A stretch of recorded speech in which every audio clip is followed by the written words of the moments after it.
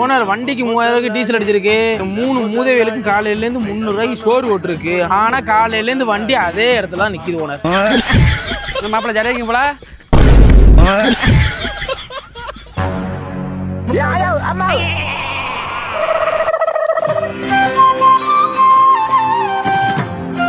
வெளில போற மாதிரி இருக்கு. ஆமாப்ல.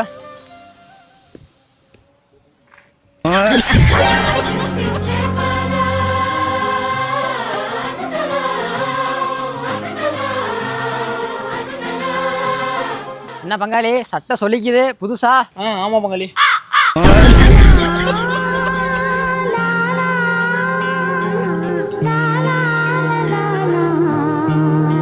ஒரு டீ ஒன்று போடியா.